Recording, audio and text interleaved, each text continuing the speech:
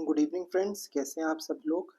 स्वागत है आप सभी का प्रेप योद्धा क्लासेस के एक और सेशन में। मेरा नाम है शांतनु अग्रवाल और हम कर रहे हैं पॉलिटी का डिस्कशन। आज हम लोग करेंगे प्रेसिडेंट टॉपिक पे डिस्कशन। आज हम लोग उसका थ्योरी देखेंगे और आने वाले लेक्चर्स में हम लोग देखेंगे उसके PYQs। तो फ्रेंड, प्रेसिडेंट एक ऐसा टॉपिक है जो कि बहुत ही फ्रिक्वेंटली यूपी PCS और अदर PCS एग्जाम्स में पूछा जाता है। प्रेसिडेंट यानी राष्ट्रपति, इसके सवाल कई एक आर्टिकल्स में जाते हैं। इसकी शक्तियाँ बहुत आयत में होती हैं। बहुत सारे बच्चे प्रेसिडेंट से क्वेश्चंस में गलत करते हैं। कैबिनेट से संबंधित भी प्रेसिडेंट की शक्तियाँ होती हैं, अपनी शक्तियाँ होती हैं, पार्डन की शक्तियाँ होती हैं प्रेसिडेंट के पास, और वह अन्य तरह की शक्तियाँ होती हैं।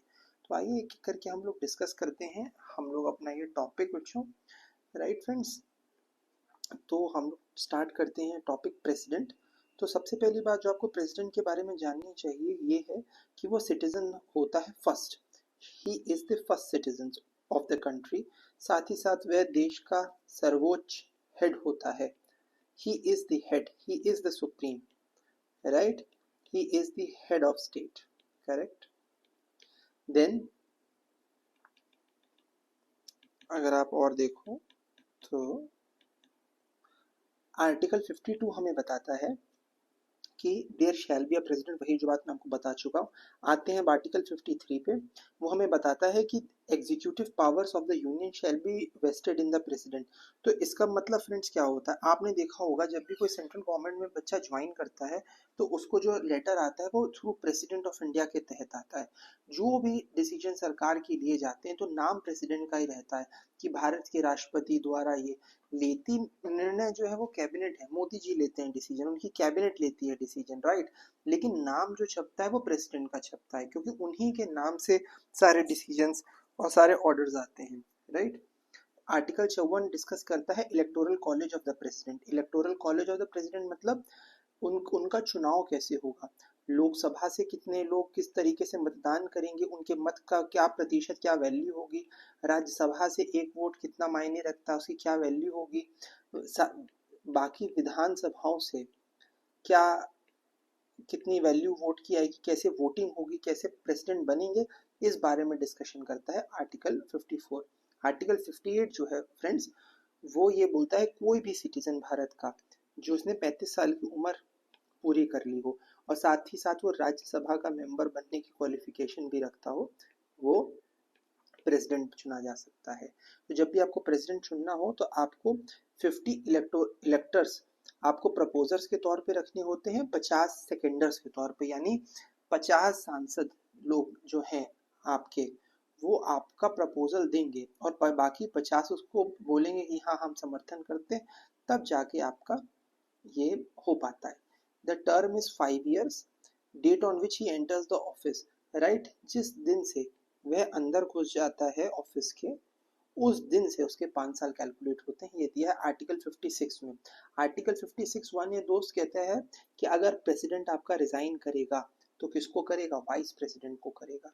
ये कहता है आर्टिकल 56(1)(a), राइट।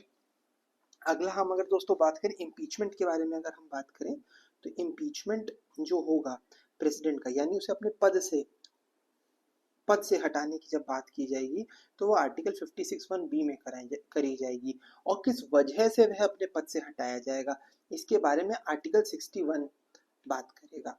ठीक है दोस्तों। अगर मैं बात करूं प्रेसिडेंट, अगर प्रेसिडेंट आपका किसी वजह से उपलब्ध नहीं होता तो वाइस प्रेसिडेंट प्रेसिडेंट की तरह काम करता है। और अगर आपका वाइस प्रेसिडेंट भी नहीं होता तो आपका चीफ जस्टिस जो होता है वो वाइस प्रेसिडेंट की तरह काम करता है। अगर किसी वजह से सुप्रीम कोर्ट का चीफ जस्टिस भी नहीं है तो जो सीनियर मोस्ट जज होता है सुप्रीम कोर्ट का, वो प्रेसिडेंट की तरह काम करता है। तो ये है। अगर ओथ की बात करें तो आर्टिकल 60 से ओथ लिखी हुई है। और इनको ओथ कौन दिलाता है, प्रेसिडेंट को ओथ दिलाते हैं CJI, chief justice of India. अगर चीफ जस्टिस ऑफ इंडिया नहीं है सुप्रीम कोर्ट के तो सीनियर मोस्ट जज दिला देंगे, राइट। ये अपनी सैलरी भत्ते कंसोलिडेटेड फंड ऑफ इंडिया से निकालते हैं। CFI यानी कंसोलिडेटेड फंड्स ऑफ इंडिया। और भी फंड्स होते हैं, इसे कंटिजेंसी फंड्स होते हैं, तो उसकी बात नहीं है यहाँ पर। आर्टिकल 77 फ्रेंड्स, ये बहुत इंपॉर्टेंट है, ये बहुत इंपॉर्टेंट है, इसे इंपॉर्टेंट मार्क कर लीजिए। आर्टिकल 77 कहता है conduct of business of government is formally done in his name. ये भी मैं आपको डिस्कस कर चुका हूँ कि जो भी सरकार काम करती है नाम इन्हीं का रहता है। जैसे मान लीजिए आपके घर में होता है, आपकी मम्मी कुछ भी बात करवाना चाहती तो आपके पापा से पूछती है ना, और बोलते हैं पापा ने ऐसा कहा। आपको डराने के लिए छोटे मम्मी ऐसे कहती थी, अपनी बात पापा के थ्रू कहलवाती थी। बस फ्रेंड्स वही है, ये काम सारी सरकार करती है लेकिन नाम लगाती है पापा का, यानी प्रेसिडेंट साहब का, राइट। अच्छा, अगर लोकसभा का, ये आगे बढ़ते हैं, अगर लोकसभा की ज्वाइंट सिटिंग करवानी है, ज्वाइंट सिटिंग यानी यहाँ पे राज्यसभा और लोकसभा दोनों के लोग साथ में बैठे, अगर ज्वाइंट सिटिंग करानी है तो आर्टिकल 108 के तहत यही ज्वाइंट सिटिंग बुलाते हैं, ठीक है। अगर मनी बिल जो फाइनेंस बिल की तरह जब हमारा बजट पेश होता था पेश होता है, तो वो इन्हीं की रिकमेंडेशन पे लाया जाता है, इनकी हामी उस पर होनी जरूरी होती है, तभी वो लोकसभा में लाया जाता है, राइट। कोई भी ऑर्डिनेंस ये एक अनुच्छेद 123 के तहत ला सकते हैं, और इनके पास शक्ति होती है। ऑर्डिनेंस वो होता है दोस्तों, एक ऐसा बिल होता है जिसको कि लोकसभा से या राज्यसभा दोनों ऑफिसों से पास नहीं किया गया हो। अगर वो लोकसभा राज्यसभा दोनों से पास हो जाएगा और प्रेसिडेंट की नोट मिल जाएगी तब तो कानून बन जाएगा। पर जब तक वो नहीं बनता, अगर उसे सरकार लागू करना चाहे तो ऑर्डिनेंस के तौर पर लागू करती है। तो ऑर्डिनेंस की करने की शक्ति भी प्रेसिडेंट को होती है, ये भी ये कैबिनेट के कहने पे करते हैं दोस्तों, ठीक है। लेकिन ऑर्डिनेंस के साथ ये है कि जब असेंबली दोबारा बैठेगी पार्लियामेंट में अपने सेशन में, उसके 6 हफ्ते के अंदर इस ऑर्डिनेंस को ओके कर दे, वरना ये ऑर्डिनेंस अमान्य हो जाता है। तो ये रहता है। आर्टिकल 72 दोस्तों, जैसे मैंने आपको बताया, वेरी इंपॉर्टेंट है। कई तरह की शक्तियां होती हैं, इनके बारे में हम आगे पढ़ेंगे जब पीवाईक्यू का डिस्कशन करेंगे। Pardon, suspend, remit, respite, reprieve, commute. तो ये जो बंदी होते हैं या फिर जो लोग सजा याफ्ता होते हैं, उनको ये उनके ऊपर ये यूज करता है। वह उनकी सजा माफ कर सकता है, कम कर सकता है, किसी से बदल सकता है, ठीक है। तो अलग अलग तरह की, थोड़ी देर के लिए हटा सकता है। तो बहुत सारी शक्तियां प्रेसिडेंट को हैं। इस पर हम बाद में क्वेश्चन सेशन डिस्कस करेंगे। आर्टिकल 143 कहता है दोस्तों, ये अगर प्रेसिडेंट आपका चाहे तो वो सुप्रीम कोर्ट से किसी लॉ के मैटर में कंसल्टेशन ले सकता है, केवल इतना, ठीक है। और 44th कॉन्स्टिट्यूशनल अमेंडमेंट जो हुआ था इमरजेंसी के बाद, जब जनता सरकार आई थी, तो उसने बोला था कि वो काउंसिल ऑफ मिनिस्टर जो भी उसको एडवाइस दें, तो वो वापस उस एडवाइस को भेज सकता है काउंसिल ऑफ मिनिस्टर को रिकंसिडर करने के लिए, ये बोलने के लिए कि आप एक बार दोबारा सोचो इस पे। दरअसल दोस्तों ये इसलिए आया था क्योंकि पहले क्या था कि आर्टिकल 42 कॉन्स्टिट्यूशनल अमेंडमेंट 42 जो था, उसमें ये रूल बना दिया गया था कि जो भी कैबिनेट सिफारिश करेगी, प्रेसिडेंट उसे मना नहीं कर सकता।